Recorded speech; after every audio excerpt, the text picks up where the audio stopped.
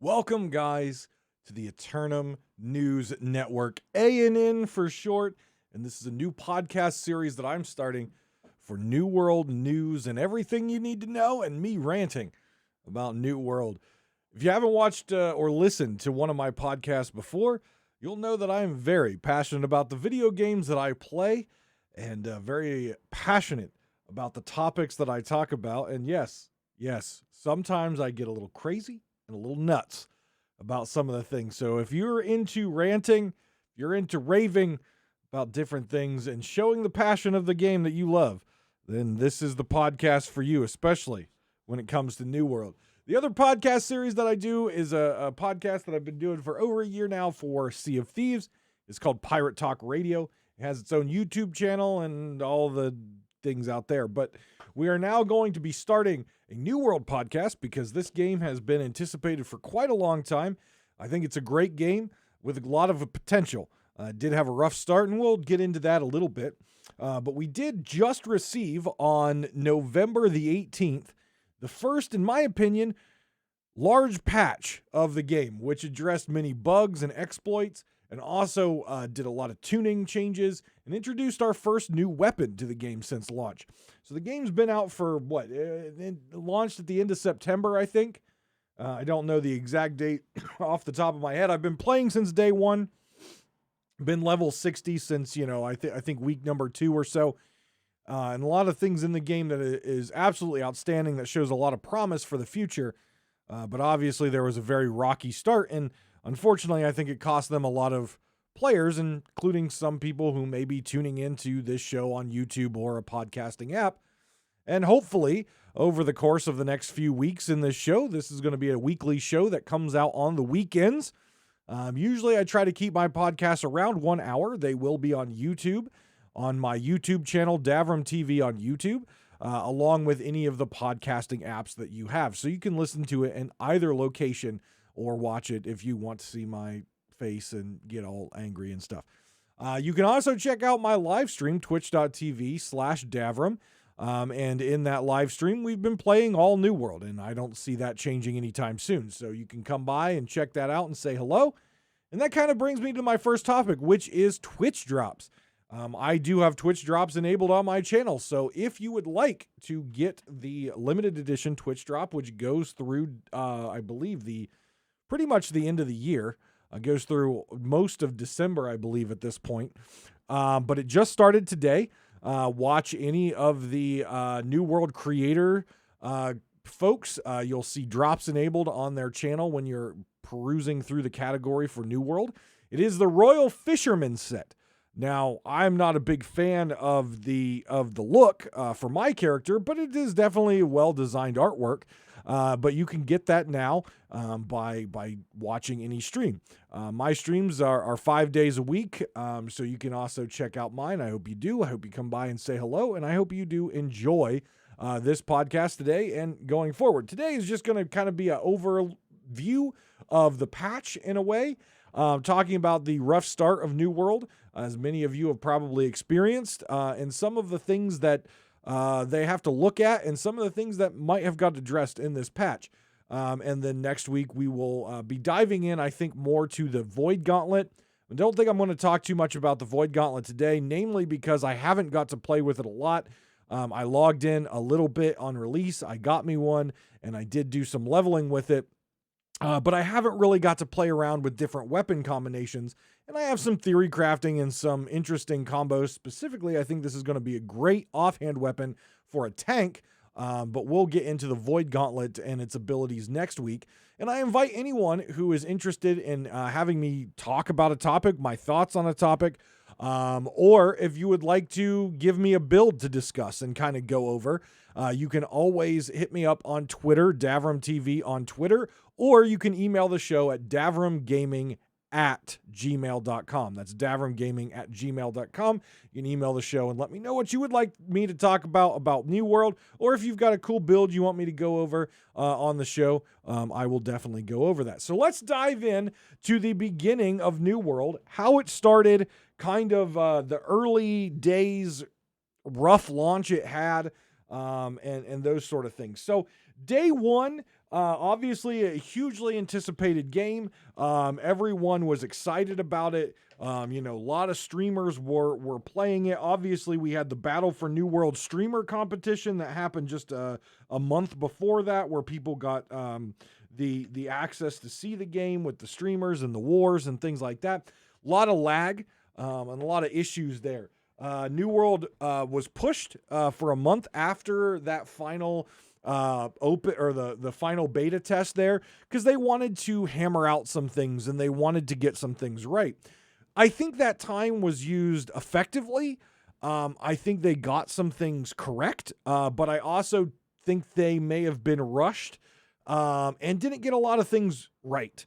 I think a lot of the issues with New World are twofold. One, the game was not really going to be an MMORPG as we know World of Warcraft and Final Fantasy and those games when it was first in the early alphas. This was going to be a PvP sandbox game.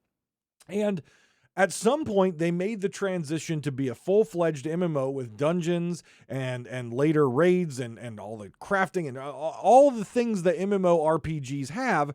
And to be honest, I think they could have baked this game another year and hammered that kind of stuff out. But again, when you're dealing with a company and you're dealing with a business, right? You're talking about Amazon, and everyone says, Amazon's this huge company, makes crazy amounts of money. What we have to understand is the gaming studio of Amazon is small. It is tiny. This is Amazon's real first attempt to get into the gaming industry. It's their first attempt to try to make a game and try to make it work and try to make it awesome. They're not a Blizzard who have been making games for decades, right? This is new for them, right? And their big thing was they wanted to take their engine, like the Unreal Engine, show it off and allow other companies to purchase it for their games. Well, unfortunately, I don't think the launch of New World was a good representation of what their engine can do because of all the issues that we saw with it and, quite frankly, how broken the game was on launch. Now, with that being said, over the past month and a half that the game has been out, Amazon has done an excellent job at addressing things. Are they addressing all the issues immediately? No. Are they addressing the issues in a timely manner? For some people, yes. For some people, no. But at the end of the day, they are addressing issues. They're addressing issues weekly, and there are going to be more issues. I see things in chat all the time about how broken the game is, how this is a problem, how this is a problem, how this is a problem. And yeah, there are a lot of problems in New World. But if we go back in time to, let's say, Vanilla WoW when that launched, people seem to forget about all the bugs, the exploits, the inability to even log into servers for weeks at a time that they had at the beginning of World of Warcraft. Games, they have issues, right? And the difference between a game that dies and a game that survives for 5, 10 years, or in the case of EverQuest, World of Warcraft, MMOs that survive decades, is that company in tune with its audience, and are they making a attempt to each week fix issues? And I can say that Amazon Game Studios is at least making the attempt that each week they're fixing something. They're making adjustments, they're tweaking, they're adding fixes, they're banning people, they're addressing dupe situations. They're trying to get on issues as fast as possible, but there are a lot of issues. And I hope that this patch takes care of a lot of the major issues that people are complaining. Are there still going to be open issues? Sure. Are they going to introduce new issues? Absolutely. That's just how a 24/7 live game MMO is going to be. You're always going to have issues. World of Warcraft, to this day, right now, has issues, right? It's just how it is. That's why we have weekly resets, weekly patches, etc., to make sure they can address the biggest of these issues. So server size was the first major obstacle that Amazon had to come with a solution with. I don't know if they realized how popular this game was going to be, and they didn't have the server capabilities to handle that influx of players on day one. So you had people with massive queues, and I'm talking massive queues. I'm talking 8, 12-hour queues just to log in for the very first time. And God forbid if something happened and you got disconnected, you were back in another 8 to 12-hour queue or more, depending on the server. To this day, right now, there are still servers out there a month and a half later that have queues at peak times when you're trying to log in. That's just how it is. There are other servers, such as the one I'm on, that there haven't been queues since about, week 2. We haven't seen queues. And part of that is because they rolled out new servers. Part of that is people got tired of waiting in queues and stopped playing the game for a little bit. And whatever the case may be, there aren't queues for a lot of the servers, but there are still queues. Amazon also increased the player base on each of the servers from, I believe it started at 2,000, and I think they increased it to 2,500, if not 3,000. I'm not sure completely of those statistics, but they upped the amount of players that could be on each server, which helped out a lot. Now, what does that lead? That obviously was a quick, knee-jerk reaction to the issue to ensure that people aren't refunding their game, stopping playing on day 1 or day 2, or in the first week. Their response now has consequences. Every action has some sort of reaction. And the reaction is there are dead servers out there. There are servers out there that during peak times only have a couple hundred players on them, where other servers are still having queues. And our server, for example, we still hit around 1,000 players at peak times. Now, 1,000 players on a server capacity of 2,500 to 3,000 is still not, it's less than half, right? So what is their response? Well, their response is they're going to be rolling out server merges, where they're going to be shutting down these low population servers and merging them in to medium or other low population servers to make the population healthy. Now, what does that do in a game that has territory wars? Obviously, that's going to cause a lot of people frustrations, as they have done, their due diligence and their hard work to take over territories. Well, that's going to change, because when you get merged, if you are a small server and you get merged into a larger server, well, you may not have the territory that you used to have. And that's just how it is. In my opinion, I don't believe a wipe is necessary, but I think it would be a hard pill to swallow for a lot of players. Excuse me, if they did a server wipe on territory ownership when they merged and basically reset all the territories to neutral and allowed people to repurchase territories, go back into war, etc. Because it's going to shake out, right? The people who have the war strategies down are going to be able to reclaim the territories they want. It is going to shut down the guild's revenue, or the company's revenue, for a time, but I think that is the fair route. Do I think they're going to go that way? And based on their announcements, are they going to go that way? I don't think so. I think they're going to take whoever the large server that everything's getting merged into, whatever their state is, that is going to hold true. So if green has 6 territories, they're going to keep those 6 territories on the larger server. I have a feeling that's what they're going to go with, and the players are just going to have to deal with it. I don't know. There are positive and negatives on both sides of that argument. I personally wouldn't mind a wipe and restart as far as a territory control. Wipe all the towns. It's going to suck for people who do trade skills. You don't even necessarily need to touch the towns as far as their crafting benches. Leave the towns in the state that they're at, with their forts in the state that they're at. Yes, other guilds paid for that, but just wipe the territories in whatever way you want. I think I'm more leaning on that side. Again, what it's going to do is it's going to push for those influences. It's going to encourage more wars, etc. Where right now on our server, we get, 3 wars a week, 4 wars a week if we're lucky. And the rest of the time, we don't really have any wars. So it would be nice to have another set of wars and another set of fighting over those territories early, like it was in the early days, especially now that they fixed the lag issues in wars to a certain extent. I think that would be my vote, but my vote doesn't matter. Neither does yours. Amazon's going to do what they want. And I have a feeling whatever server is going to be the host server for all these little servers to come into, wherever they stay, whatever their state is, and whoever controls the territories there, that's who's going to have them. And that's just the deal that's going to happen there. So that was kind of the first major issue that they had to ran into on day 1. And it has now caused them a future issue with they're still working to resolve. The other one is combat bugs and exploits. Obviously, there's a lot of bugs still in the game around combat. There has been exploits, etc. The main ones, though, are invulnerability exploits. the axe infinite speed buff with the berserk exploit, the infinite stun exploit with the hammer, and of course the ridiculous damage of the hatchet. Those were kind of the major exploits that came out real quick, and I personally think it took Amazon a little too long to address these.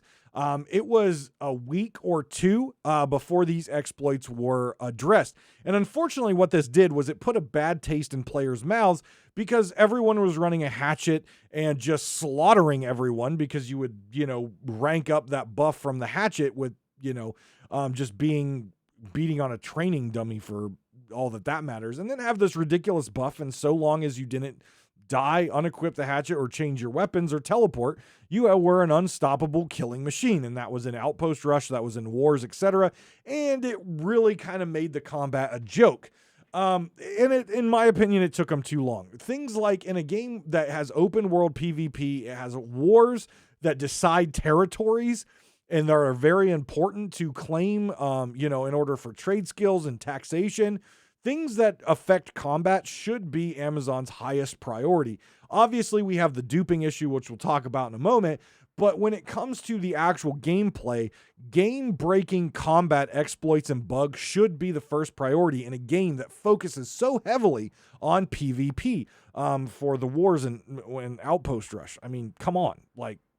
That took them way too long to address, and it was super frustrating. In fact, it got to a point, and I love PvP, and I like this game's PvP system. It got to a point where I didn't care to go in Outpost Rush. I didn't even want to sign up for Wars because it just wasn't fun. Everyone had a hatchet, and the hatchet's cool, but it's not my favorite weapon. It's probably not even in my top 5 weapons to use, and I'm not an exploiter. So it's like I wasn't going to use the hatchet, even if I didn't have the perk that allowed for the exploit. I didn't even use that perk.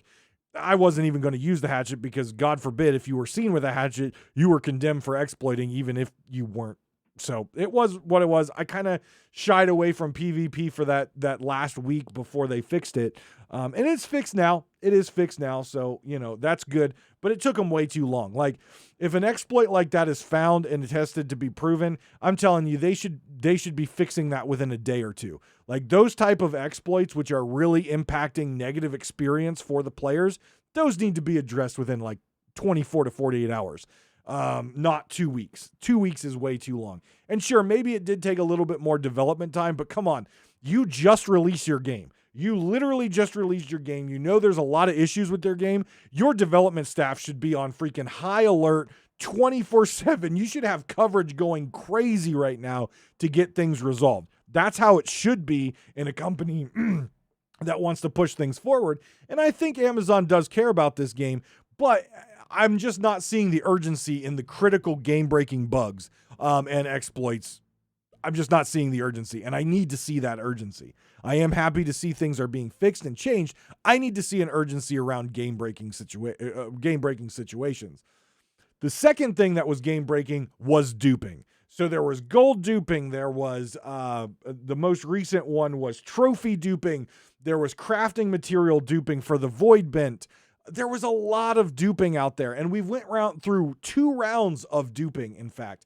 The first round, Amazon came in, they locked the trading post, they locked your ability to trade, which again, in a game where there's no vendors and it's a player-based driven economy, any sort of issue impacting trade is a game-breaking critical issue to resolve. And again, just like the axe, the hammer, and the hatchet exploits, I don't feel that Amazon was giving this the high level priority that they should have. They should have got these things resolved within 24, 48 hours max. These things should have been fixed because you're dealing with a player-driven economy. You're dealing with players who are trading with each other. You're dealing with players who need that trading post for their crafting materials to sell their goods. There are no vendors in this game. So taking down trade in any way, shape, or form completely screws the economy in this game and completely hurts the player experience in this game, especially players out there who have leveled and don't really care about combat and have really put a focus around PvE as far as gathering and crafting. Their entire game is based around crafting, gathering, and making money via their goods. It's a very important role in this game. Yes, I play PvP. Yes, I enjoy doing crafting and gathering on the side, and I have most of my trade skills close to max. But there are players out there, that's all they enjoy doing. They only enjoy going out and gathering. They only enjoy crafting. And part of that is trading and making money off of your goods. And so it is a game-breaking thing. Is it as bad as a hatchet that can destroy an entire army with one person? Not necessarily. But for those players who are really focused on the crafting side and the economy side and the trading side, this is game-breaking for them. Why would they even log in and do anything when this is a problem? It's just absolutely asinine. Again, that these are game-breaking issues, and it also gives players a competitive advantage. Players who are duping and getting those void bent pieces way before they should because of the dupe gives them a huge advantage in combat, both PvE and PvP. And though void bent, it's okay in PvP, there is better gear out there than void bent in PvP, by the way. Anyone out there who says that void bent is the end-all, be-all in PvP, you're freaking fooling yourselves. You're a moron. You're a lunatic. If you're taking one of your perks off of your gear and giving it luck, absolutely asinine in PvP up to this point. Luck gives you nothing in PvP. The resilience is nice. Yes. The armor is nice. Yes. The stats are ridiculous. Awesome. But you're losing one of your precious perks for luck in PvP. There is better gear out there than void bent. It just so happened with the duping and it was crafted, it was one of those easy things to get via the exploit. Unfortunately, also, Amazon did not issue any bannings for this duping more than 24 hours. Now, we got that issue resolved, and then all of a sudden we had another duping issue just this week, which was duping of the trophies, and again, gold duping as well. Amazon, again, locked down the trading post and locked down the ability to trade and all that stuff, which, again, as I said, was game-breaking, but they took a more critical approach to it this time and had this resolved quicker. They put a lot of effort into it. They got it resolved in like a day or two, and actually resolved this before they push their large patch. The day this was supposed to be patch day, which was Tuesday, was the day that all of us creators got the email that the patch was coming and Twitch drops was coming. The Into the Void patch was supposed to be coming, and that was actually pushed to today, the 18th, instead of originally the 16th, because they were working on the gold duping and the trophy duping. That has been resolved, and to their credit, they released statistics about duping, which I have pulled up. Oh my good God, that is bright. I apologize that I am now washed out if you're watching the YouTube. But they posted a dev blog on their site. This was on the 15th, and they talked about bad actors and the people who are doing duping. So this is what I love to see, and this is what I wanted to see from the beginning. 1,200 players were permanently banned for duping. That is what I want to see. I want to see permanent bans and actionable things. This is hitting someone's pocketbook, right? Someone is paying $40 for this game. They cheat, they exploit, they're low-life scum, and they should be, that $40 should be removed from them, and thus no refund, etc. Get banned, get fucked, nerd, get out of my game because you're a cheating lowlife. 1,200 players gone, and I wish that would have been more, but that's how it goes. They do say they took action against obvious bad actors in the first pass on November 2nd, permanently banning accounts of most of the egregious offenders. You know what? They didn't really give us clear data on that ban, so I'm going to wipe that off to they didn't ban anyone. I'm sure they banned a couple people. I'm sure they banned a couple hundred people. But since they didn't give us data, I'm wiping it off to they didn't ban anyone for more than 24 hours. The other nice note in this is they have confirmed they eliminated 80%. Now, 80% to me is a little, come on, guys, you can do better than 80%.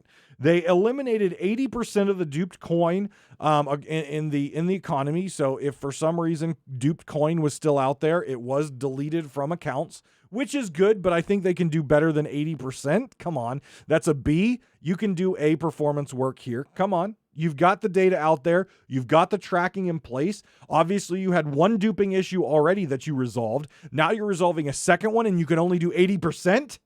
I expect more. I know you're a small game studio. I know you're trying your best. I expect more than 80% when there are clearly low-life fucking cheaters out there causing issues. And by the way, if you haven't noticed already, we are foul-mouthed on this podcast. I try to keep it to a minimum, but it happens. When I get passionate about this shit, it cut there. See, there it happened again. So you're just going to have to deal with it, okay? Just deal with it. So I think they could do better than 80%. Now they keep going on. They keep going on, and they talk about 98% of duped of remaining duped items and coin in the game are being looked at to be able to be removed. So they're definitely taking action. But what I really like about the statistics is a lot of players are obviously concerned about what this entire system did, right? So what actually did this void bent, specifically duping, cause? And they give us some statistics here. So the statistics say out of 100% of level 60 players, so 100% of max level players, 9.1% of level 60s players with at least one gear score level 60 item equipped. So only out of all the level 60 characters, only 9.1% of them actually have a level 600 item equipped. Of the 100% of players, only 5.8% of those max players had a piece of void bent. So we're talking a difference of almost 4% of players that have a 600 item was actually void bent. And of that 5.8%, only 2.4% of players had full 600 armor. So we're talking a very small percentage. Though the duping was a problem, we're talking a very small percentage of the global population of this game actually had duped void bent. So again, I'm glad that they released these numbers.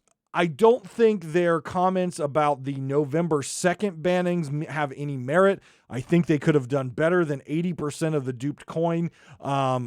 I think that's bullshit. I think they could have done a much better job there. But I'm glad they're releasing these numbers and they're having some sort of transparency. So us, the players who are being impacted by cheaters out there, are feeling like the game company who's running the game is actually taking some of this stuff seriously. So the other item that was a major issue in the start of the game was the late game PvE content. So I'm talking the dungeons. I'm talking Genesis. I'm talking Lazarus. The orbs were near impossible to craft, right? You got the orbs. You got 2 orbs for Genesis, 2 orbs from Lazarus from the quest lines. And then once you did them and your orb was gone, it was near impossible and at times impossible to recraft them, and thus farming or doing the dungeon content over and over again. I'm a PvP player, as I've said, and there's plenty of stuff for me to do with crafting and PvP and wars and invasions and influence pushes. There's a lot of stuff for me to do. But for PvE players who are trying to enjoy the game the way they want to enjoy it, which is doing dungeons, and by the way, I personally think that New World has done an excellent job in their dungeon design. Not being able to repeat the dungeons is a really big problem, considering the high-end PvE content is very limited. You've got crafting, you've got Genesis, you've got Lazarus, and that's pretty much all you have as far as high-end PvE content. Now, they are going to be adding another dungeon, and who knows if they're going to be adding raids in the future. But without the repeatability there, they took a huge chunk of their player base and kicked them in the nuts, which is why a lot of players chose to move on from this game. And I hope they do come back because, again, with Into the Void patch notes, which we'll talk about in a little bit, they have reduced the crafting cost of the orbs. So now this content is now going to be repeatable by crafting the orbs so you can go into it, which is absolutely excellent. So that was kind of the start of New World. Very rocky start. A very rocky start to a game that had a high potential. So now we're moving into what? The second month. We're into the second month of this game, the second full month of this game being out. And now we see the very first large-scale patch of the game, Into the Void. Now, I am not going to go through the entire patch notes, because when I say this set of patch notes is huge, it is huge. They addressed a lot of bugs. They addressed a lot of issues. And I don't think that sitting here reading through these patch notes is really going to give you guys anything, right? It's not going to give you guys anything. If you would like to read through the entire patch notes list, and so you can see all the changes, I will have a link to the patch notes in the description box on the YouTube video and in the show notes on the podcasting apps, or you can go to newworld.com/en-us/game/release/into-the-void. Yes, that was a lot of stuff, so just check out the description box or the show notes for more information. So let me go through some of the highlights, and I think some of the stuff we're going to be focusing on is the changes to the weapons, is a big one I want to look at, because obviously if you're playing New World, either PvE or PvP, changes to the weapons are huge for you, the player, in whatever content that you're choosing to do. But before we get into that, let's talk about a couple of the changes in the world that I think were absolutely excellent changes. So something that was originally in, I can't remember if it was the beta or the alpha, the ability to run on roads faster. There's a lot of complaints out there about the Azoth cost of teleportation. Look, I come from EverQuest, and there was no fast travel in original EverQuest. There was no fast travel for a very long time in EverQuest. I'm talking years of EverQuest, aside from a few classes had the ability to teleport you around, which would cost you money. In New World, you have Azoth, which is an infinite resource. You can get it through gathering, you can get it through killing mobs, and personally, if I don't have the Azoth, I'm either not going to do what I was going to do, or I'm just going to run it. I personally have no issues with games not having fast travel systems like mounts. In fact, I hope New World never brings mounts into the game, or at least doesn't bring mounts into the game like WoW did, where it completely just, if you don't have a mount, then you shouldn't be playing. I hope that's not the case. I hope New World finds a way, if they choose to put mounts in, which some people have data mined that mounts could be coming in the future. I hope they find out a way like using Azoth to use the mount, or something like that, where there is going to be a cost for using that mount. And again, the only free travel is by foot. I personally like that. New World is an absolutely beautiful, artistic designed world, and I think people should do more exploring in it. But now, if you are running on a road, and you have to be on the road, not off the road, if you are running on the road, 3 seconds on the road, you will get a 10% running speed bonus while traveling. Please keep in mind, though, this will cancel if you are engaged in combat. So anything in combat, such as dodging, blocking, attacking, or being hit, will knock you out of that run speed. So don't worry, you PvP players out there like me who say, well, someone's just going to get on the road and run really fast. That's not necessarily the case. Just make sure you have a ranged weapon, keep pegging them so they can't get their speed boost. Again, this is for you to travel from point A to point B quicker, not a way for you to escape from combat. Period. End of story. This one deserves a big old clappa. If I was in my chat, I would be spamming my clappa emotes, because there has been one issue that has been driving me nuts since the launch of this game that doesn't have to do with bugs, and it doesn't have to do with exploits, and that is flagging. This game at its core is a PvP game. Yes, the E is in there too, but it's very small and it's italicized, because this game is about faction control. Can your faction take control of the world and keep control of the important city centers, which are going to drive revenue? This is a political, war-based game. It is about combat. It is about killing the other factions. That is what this game is about. If you don't think this game is about that, you're not paying attention. Open your map. It's clearly about war. It's clearly about faction control. But one of the issues this game had was it had no real advantage to flag for PvP. So when you're leveling up, I leveled from 30 to 60 with maybe having a handful of PvP encounters. That's absolutely asinine in a game that's about war and it's about PvP. And aside from the 10% experience bonus, which is why I leveled with PvP on, also I wanted to fight regardless if I lost, there's no disadvantage of losing in this game. There is no disadvantage of losing in a fight. You don't lose experience. You don't lose equipment. So why not have PvP on and get 10%? Sure, it sucks to be spawn camped, but you can always choose to go somewhere else.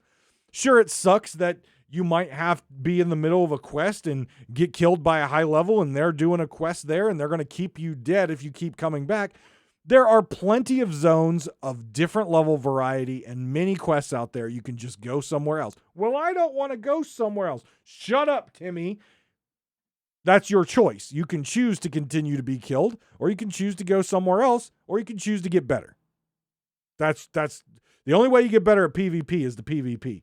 The only way to get better is to die and die and die and learn from your mistakes. That's the only way to get better at PvP. Just get out there, flag yourself for PvP, get your 10% experience bonus, and move on. But now, New World has done an amazing thing. They have added more bonuses to being flagged for PvP. Now, if you're flagged for PvP, you get a 10% bonus to your luck. Now, to give you an idea of how much 10% is, that's basically like having 2 additional luck pieces of gear on you. That's a lot. That is huge. 10% luck is massive. Again, that's like having 2 additional luck pieces on you. That's massive. And a 30% gathering luck bonus. 30%. 30%. That's like having 6 additional luck pieces on you. That's basically like having an entire another character's inventory of luck pieces on you. That is massive. That is huge, and it is amazing. And it's going to encourage people to have PvP on so they get their bonuses, and it's going to encourage this war-like feeling throughout the world of the game, and not just in Outpost Rush, and not just in wars. This is fantastic. This is fantastic. And if you're a Karen out there bitching because I don't want to have PvP on because I don't want to get killed when I'm chopping my trees. Well, you know what, Karen? You don't have to have PvP on. You don't have to have it on. Just turn it off. You don't get the luck bonus, but guess what? The luck bonus is for us big boys and big girls who actually don't care about swinging our weapon at someone else. There you go. Also, for all you people out there who are getting awesome drops with luck, gathering luck on it, keep in mind, there are going to be players out there now who are going to flag for PvP and actually care about their statistics, their stats, their attributes. Wow, they're flagged for PvP and doing gathering. So if you get a gathering piece out there that has int and dex and strength and all that stuff on there that people are looking for to keep their damage high so they can still PvP, you're about to make a good amount of money there. You're about to make a good amount of money. So those are the 2 real big open world things. There were a lot of changes to quests, world tech, mobs and stuff like that. So there were a lot of changes that were in this patch besides what I went over. Those were just 2 that I really, really liked. So now if we dive into the weapons, I'm not going to dive. There are changes to Outpost Rush, by the way, and things like that. There are changes to War. So make sure if you're interested in those things, you dive into them. And if we have more time in the next episode, maybe I'll find some of my good, bad, and what the fucks to go over. But let's drop into the weapons, seeing that we're pushing about 40 minutes on this episode right now, and I try to keep it around an hour just because, if you're driving in your car, this could be a couple days to listen to, and I think that's fine. And it works well for other podcasts, so that's what we're going to do here. So let's look at what they're doing with the weapons. Let's start with the Warhammer. Our goal with some of the changes below is to make the power of the Juggernaut weapon mastery tree stand out a bit more from the Crowd Crusher tree, and funnel some of the power of Shockwave's Rend to Armor Breaker's Rend. So for those of you who might not be using the Warhammer is a very critical weapon in PvP, as it is a huge stun locking crowd control beast. And not many people took anything from the Juggernaut tree, which is the more damage tree. So going down through here, Armor Breaker. Lasting Trauma increases Rend effectiveness from 15 to 20%. Rend is a fantastic ability to have in both PvP and PvE, so I'm glad that they're increasing that. Opening Act increases bonus damage from 15 to 25%. Adjusted Armor Breaker's hitbox to make it easier to hit enemies on inclines that have been knocked down. Which is great. The Armor Breaker ability is kind of a straight ahead ability. So when people are on different elevations, it was hard to get the hit in there. Mighty Gavel damage scaling increase from 160 to 170. Reduces cooldown by 2 seconds. Increases damage scaling from 200 to 220 for the secondary attack with the ultimate. Wrecking Ball increases damage from 120 to 130. And the Safety Measure perk increases Fortify buff from 4 seconds to 7 seconds. Okay, so those are the big pumps to the Juggernaut tree, a tree that, quite frankly, wasn't being used a whole lot. So hopefully that'll bring that up. Now, in the flip side, they do have to bring down the Crowd Crusher tree. So let's see what they do here. For Clear Out, the Swing Away perk, it got an issue fixed. This upgrade is now less efficient when striking multiple targets. So it used to be that Clear Out, if you had 5 guys in front of you, Clear Out, they all get knocked backwards. Now with more people, it's not going to knock people back as far. Shockwave, Sundering Shockwave, which is an item perk.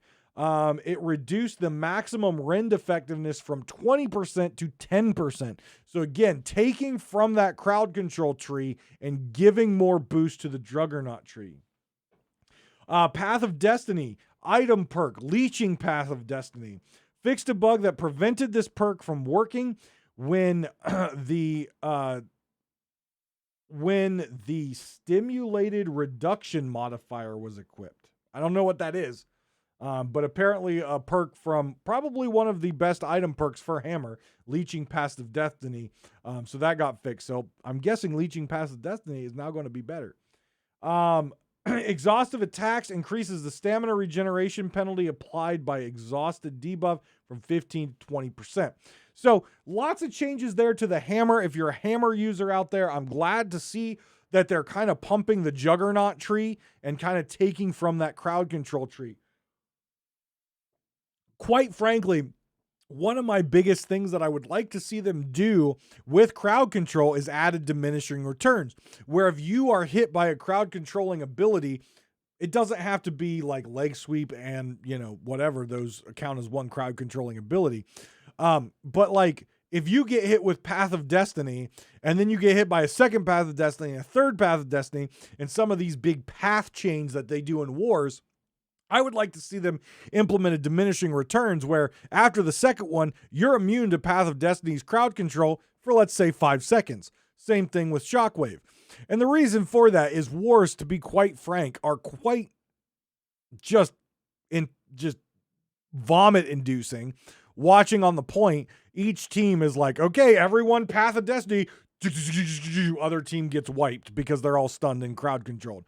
All right, everyone Shockwave, everyone gets wiped because of all the crowd control. And it's actually kind of lame. It's actually super lame, and it's actually really stupid. And so wars are just becoming this death ball of crowd control with the Hammer that is absolutely just dumb to watch and insufferable to play.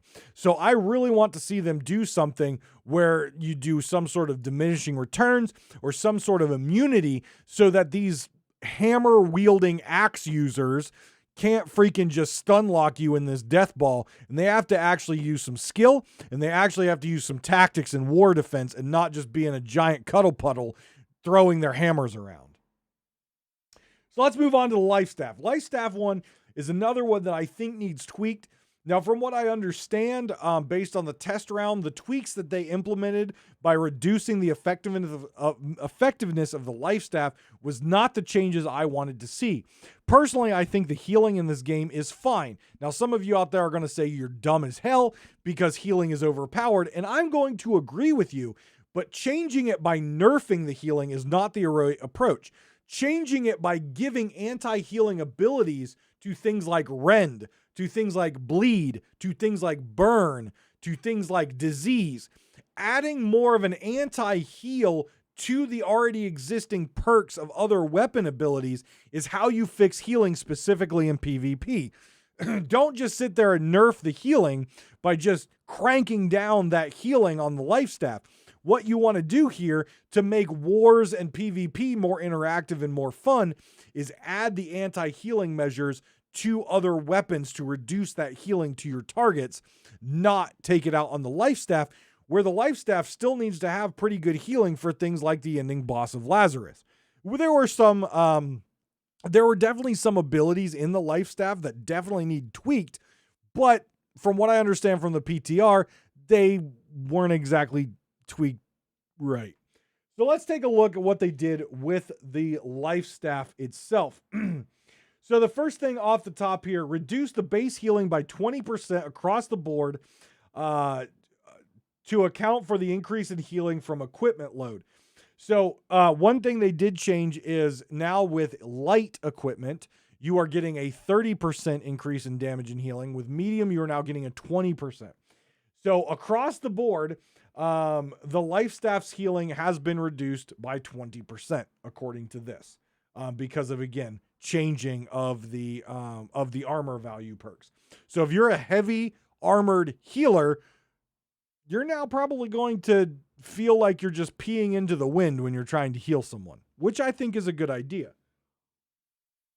The paladin builds were a little bit overpowered. Sacred Ground. Reduce the effectiveness of Sacred Ground's Fortify perk from 3%, 3 to 15% down to 3 to 10%. So taking 5% off of the Fortify perk. Reduced Holy Ground stamina and mana regeneration from 100% to 50%. And fixed the issue, allowed the healing from this skill to be stacked from multiple sources if they were using a different ability upgrades. So now Sacred Ground is its own individual thing. So if you have a Sacred Ground down and you put another Sacred Ground down, whoever's standing in that is not going to get healing from both Sacred Grounds. They're going to get healing from one Sacred Ground. So keep that in mind out there, healers. Don't stack your Sacred Ground. Stagger them out. Splash of Light. This is the Clappy Hands heal ability. Staff of Light effectiveness of the life staff has increased. Increased Splash of Light from 40% to 60%. Now, Splash of Light wasn't exactly a heal that a lot of people took. One, it only affects your group, and the 100 meters is great, but it only affected your groups. So in Outpost Rush or Wars, or even Invasions, it wasn't that great of a heal because, again, there are a lot of people outside of your group. I personally think they could have left it the same. In fact, reduced it maybe to 20% or 15%, and then it heals everyone in 100 meters. I don't know how overpowered that would be, but I think if you really take the healing off the top and then give it as hits everyone, I think it might be okay. I don't know, where you're going to have to draw that line of useless versus effective. But I think if they took that group out of it and made it heal any ally and just reduced the amount it heals and kept the cooldown, I think this could be a pretty good change. But they went a different route.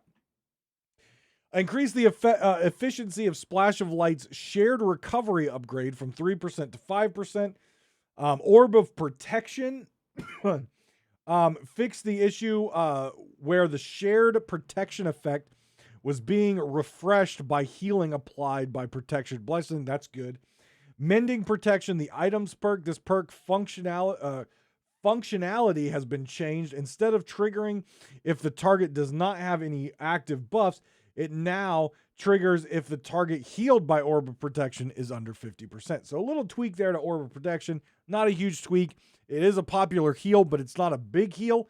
It's more of a preventative measure than a proactive heal on that. So I still think Orb of Protection is in a great spot. But again, if you need that boom heal, Orb of Protection's not it. Light's Embrace. Increase the efficiency of Light's Embrace connection upgrade from 1 to 2%. And the Blessed perk, which is the big healing perk on items, which it was massive. It was like 30% on a big staff. Reduce the effectiveness of the Blessed perk. The range is now 10 to 30% on weapons or 5 to 20%. So they knocked off basically 10% off the top of healing. So huge impact on healing now. Probably going to see a lot less heavy equipped healers. Definitely probably going to see some healers changing up their builds a little bit. And healers are probably going to be a lot more squishy now, right? Because they're losing a lot of their healing. 10% off the top of Blessed. Can't stack Sacred Ground. And just losing 20% off the top if they're not in medium or light armor. So healers are now going to have to actually learn how to survive instead of just standing in green circles. They're actually going to have to do something. Doesn't look like too many changes were made to the hatchet. They did make some adjustments there, but they just basically fixed some bugs. Infected Throw, the disease and weakness duration was increased from 5 seconds to 10 seconds, which again, that's the anti-healing that I was talking about. So I think that's great. Mortal Power increased bonus duration on low health targets from 8 seconds to 15 seconds. And Aerial Transmission decreased the duration of the AoE cloud from 3 seconds to 6 seconds. So again, really making that Infected Throw your anti-healing weapon, along with the healing nerfs that the healing staff got. This is a huge change to how healing is going to happen, especially in PvP situations.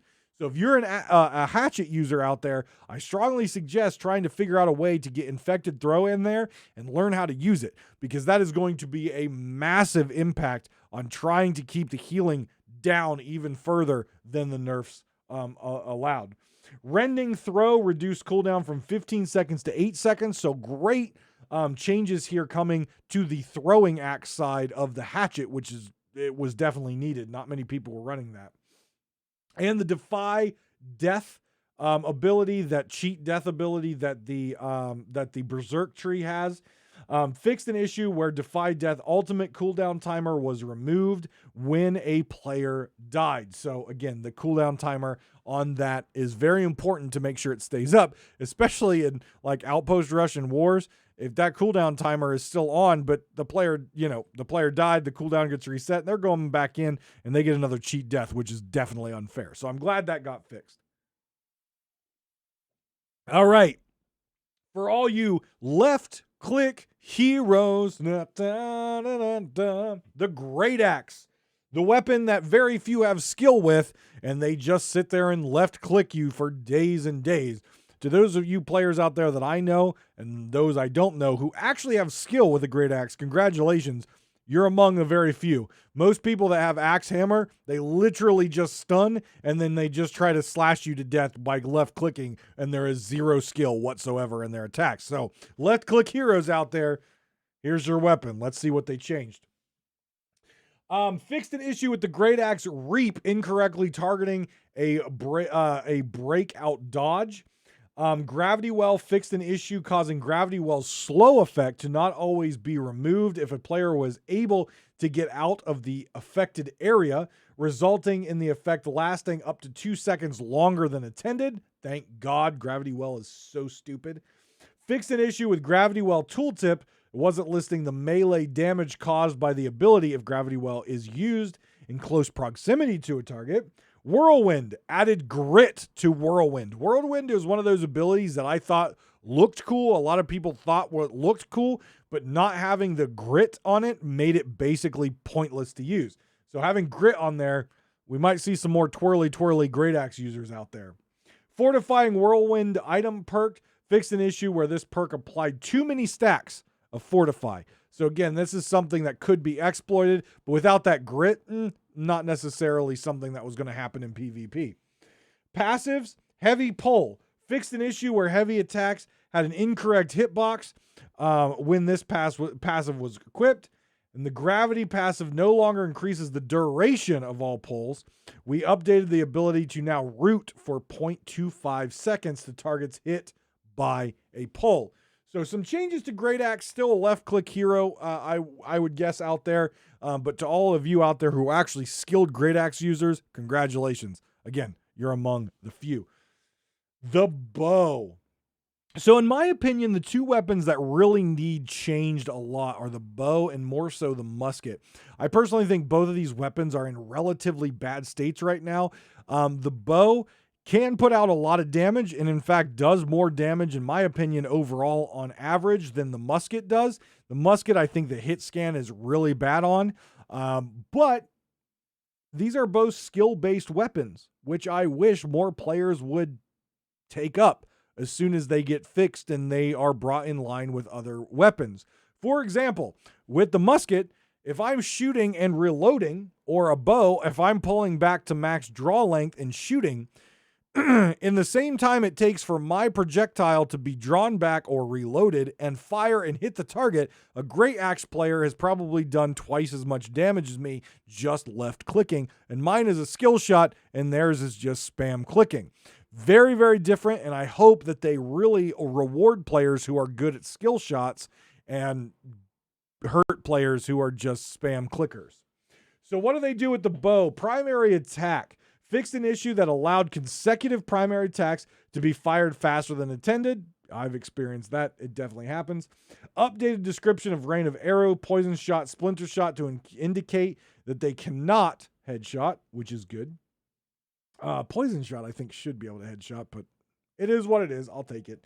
Fixed an issue with several bow abilities not benefiting from increased damage from higher tier arrows. That's a good change. Evade shot, go the distance perk. This upgrade now applies haste at the end of the ability rather than at the start, so that the buff duration is not partially lost during the skill animation. This is a good change. Because again, your go the distance ability is to get you away, and so that's good.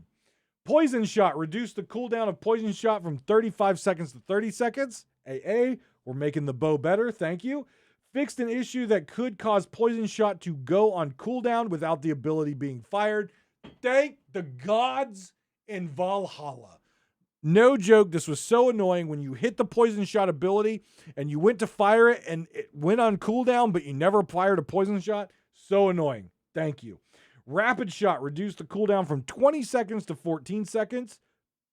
More bow buffage, I like it. Rapid accuracy. Fixed an issue where the upgrade would not reduce the cooldown if the last arrow of rapid shot killed the enemy. Good fix. Rain of arrows no longer hits enemies through doors.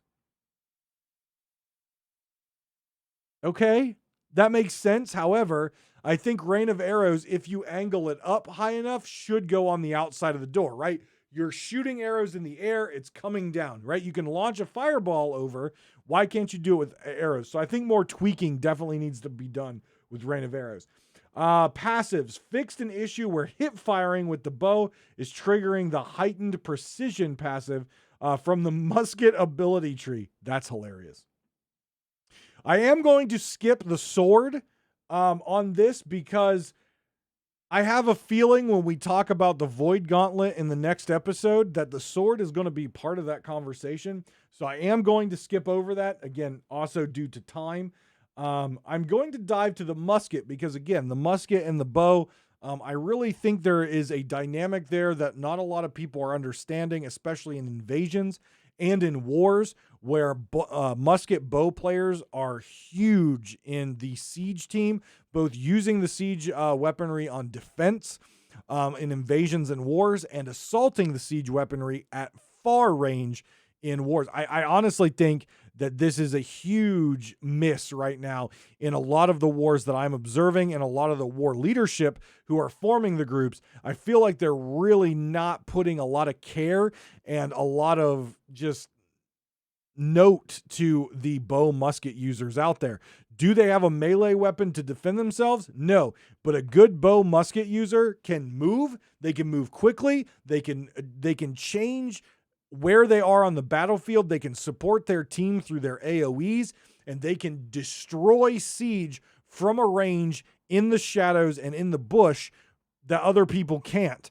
I personally think it's a very underutilized combination in wars and a really underutilized combination in invasions, where not only can they take out annoying bombers with the musket, they can knock out waves with the bow AoE, they can knock out the enemy siege equipment with the musket, and they can get on siege weaponry to take out the big bosses. Personally, I think a bow musket, at least 2 to 3 of them, are definitely viable in both wars and in invasions. But unfortunately, seems like leadership of wars and stuff are not seeing that. And I think it's just because of the death ball mentality of get as many hammers and axes out there as possible. And I think that's a wrong mentality. And I think eventually someone is going to break that particular strategy, and there's going to be a lot of people out there who are very confused and are going to be losing territories because they have this one death ball mentality. And once that is broken, so is their army. So I think there's definitely a lot of strategy. I think we've just scratched the surface of strategies and invasions and in wars across New World. And once someone gets smart and starts to talk to someone like me, who is really good at strategy in these situations and really good at finding really weird builds that work out for certain situations, things are going to change in wars and invasions. But until then, I'll just keep my mouth shut because no one wants to hear me unless you're listening to this. And I love you and appreciate you very much. So let's look at the musket. Similar to balance updates for other weapons, our goal was to buff and adjust some of the lesser used abilities to make the wider selection of abilities viable. Increase the musket's base damage by 2.5%. Definitely necessary. Fixed an issue where the musket could not be reloaded after a dodge rolling, triggering auto run. That is massive. The fact that you would shoot and dodge out of someone's attack and your gun would not go into a reload state. You would go into a run state and have to stop in order to reload. Horrible. Made that musket so hard to fight in combat because of that. You would get caught and you would get killed before you even got your gun reloaded. Fixed an issue where reloading would not automatically resume after an interruption. Thank you. Fixed an issue where the musket overcharged shots were not being consumed while hip firing and while crouched. Again, big. Huge. Traps. Traps can no longer be triggered by players in Death's Door. I'm not sure what that I don't know what that is, but okay. Increase the damage of Sticky Bomb from 175% to 235%.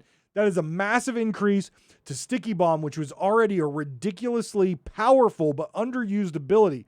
Sticking a Sticky Bomb on a player in a death ball with the 300 dex perk that gives you an auto crit, every part of that Sticky Bomb when it explodes will crit. Absolutely ridiculous damage. This is a huge and amazing ability for Outpost Rush. Stick it on doors while people are trying to push through, or on retreating folks who are retreating back to their army, their death ball. You stick it on their foot or whatever as they're running with that auto crit. Big boom, big damage. So increasing that damage up to another 235%. The Sticky Bomb, it's real. Stopping power. Reduce cooldown from 18 seconds to 15 seconds. Power Shot. Reduce cooldowns from 15 seconds to 12 seconds, which is excellent on both of those for the sheer fact of the shots took too long to get off cooldown to effectively kill somebody, right? You're shooting too many basic bullets, and that is a problem. Shooter stance, reduce the cooldown from 20% to 18%. There are definitely times in this game where shooter stance is absolutely amazing. During invasions, long range and outpost rush, in wars, absolutely an amazing ability. But you have to be careful because when you're in shooter stance, you are a sitting duck. So if you're a good musket player, you'll know when and when not to use shooter stance. But if you're new to the musket, be very careful when you're using shooter stance because you will get destroyed without even standing up. Players can now exit shooter stance by pressing sprint, the ability key, dodge, escape, or releasing the right mouse button. Critical reload fixed an issue that caused this passive to function inconsistently. So these are massive changes to both the bow and the musket that I think are going to make them more viable, but there's definitely a mind shift change in players, and more specifically in war and invasion leadership, that really have to understand it's not all about the axe. It's not all about the hammer. Those are effective tools, but you also have other effective tools that are going to help you in the overall strategy to achieve victory in the invasions, in the wars, in the outpost rushes. The old saying is true, you know. People always like to sit there and say what's not or what isn't, you know, what's not broke, don't fix it, right? If it's not broke, don't fix it. People like to say that. The problem is the death ball is broke and just no one's been able to fix it yet. So in my opinion, it's going to take some people who are willing to start looking at outsider builds, sword and board in wars and invasions, bow and musket in wars and invasions, and starting to understand when they have a skilled player in those positions with the appropriate builds, that can be a huge advantage and really push you towards victory if you're utilizing them properly. Just saying. But we are now over the hour mark, which is what I try to avoid in this show. We do still have to cover the rapier, which got a lot of changes. The ice gauntlet, which got a lot of changes. The spear got a few, and the fire staff and the sword, along with the void gauntlet. So what we'll do is we will hold off on going through the rest of the patch highlights until next week and talk about the void gauntlet after I do some testing with it myself and give you some really cool builds, hopefully with the sword and the void gauntlet is what I'm aiming for. And we'll talk about that next week. Again, you can always check this podcast out on Davrim TV on YouTube. You can also check it out on all of your podcasting apps. It may take about a week before they all accept it since it's a brand new podcast, but it will be on all podcasting apps. And if you would like to get this episode before everyone else on the weekend, get it on Friday, get it on Thursday, get it when I basically finish it and finish putting it together, you can always go over to our Patreon, patreon.com/Davrim TV. And on there, you can subscribe to one of the tiers and it'll give you access to when this goes live to early access exclusive patrons. You will get a post on there and you'll be able to listen to this podcast early there, or if not, you can always wait till the weekend and you can listen to it or watch it on YouTube. Always, guys, thank you very much for watching and tuning into episode 1. I hope these episodes go on for a long time. I hope this is something that everyone enjoys.